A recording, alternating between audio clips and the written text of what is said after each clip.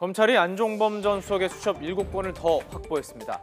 이 수첩에 담긴 내용이 앞으로 박근혜 전 대통령의 재판에 결정적인 증거 역할을 할 것으로 보이는데요. 안 전 수석의 수첩에는 이런 내용이 담겨 있었던 것으로 전해지고 있습니다.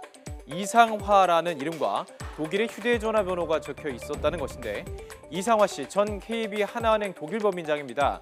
독일에서 최순실 씨의 편의를 봐준 인물인데요. 박 전 대통령의 업무 지시 노트에 그의 이름이 등장했던 것입니다. 그리고 이 메모가 있었던 바로 다음 날인 2015년 9월 14일부터 최순실 씨 KB 하나은행의 독일 계좌를 이용해서 삼성에 돈을 건네봤습니다. 삼성이 정유라를 지원하는 명목으로 돈을 송금하는 과정에 박 전 대통령이 직접 개입한 증거가 될 수 있는 상황이라서 재판 과정에서 더욱 치열한 공방이 예상되고 있습니다. 재판 관련 사항 하나 더 짚어보도록 하겠습니다. 오늘 오후죠. 박 전 대통령 재판에 유직용 전 문체부 장관이 증인으로 출석을 합니다. 장관 재직 시절 박 전 대통령에게 블랙리스트와 노태강 등 당시 체육국장 등을 찍어내는 인사에 문제를 제기하면서 반발했었고요. 이를 폭로한 인사죠. 당시의 이야기 다시 한번 들어보죠. 블랙리스트라는 행위는 김기춘 씨로 주도되는 이 정권이 자기네들 입맛에 맞지 않는 사람들을 철저하게 차별하고 배제하기 위해서 모든 자기네들이 갖고 있는 공권력을 다 동원하는 겁니다.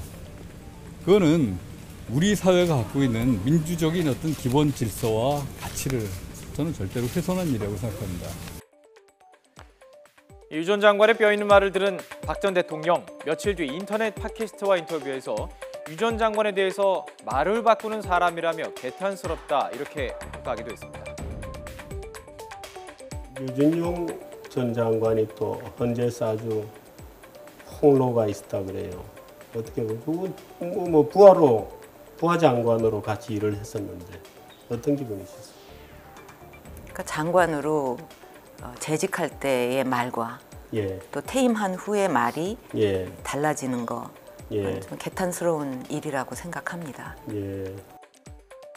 이 두 사람이 법정에서 만나게 되는 것입니다. 지난 1월 헌법재판소 탄핵 심판 때도 유 전 장관 증인으로 나와서 노태강 형 문체부 차관에 대해서 박 전 대통령이 나쁜 사람이다 이렇게 지목했던 당시 상황을 진술한 바가 있었는데요.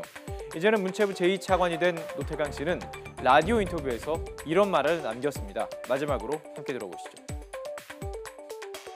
사실 본인의 인정 여부하고 상관없이 실제로 그 일은 일어났던 일이고 그 당시에 그 과정에 참여하셨던 김종덕 전 장관님이라든지 김상률 당시 교문수석들이 헌법재판소 재판 과정이나 현재 진행 중 재판에서 증언도 하신 걸로 알고 있습니다. 그래서 저는 그냥 그렇게 생각합니다. 그래도 한때는 한 나라의 국가 원수였던 분이 지금 있는 이 현실을 그대로 받아들이기 어려운 자기 방어 어떤 심리 상태가 아니겠는가 저는 그 정도로 이해를 하고 있습니다.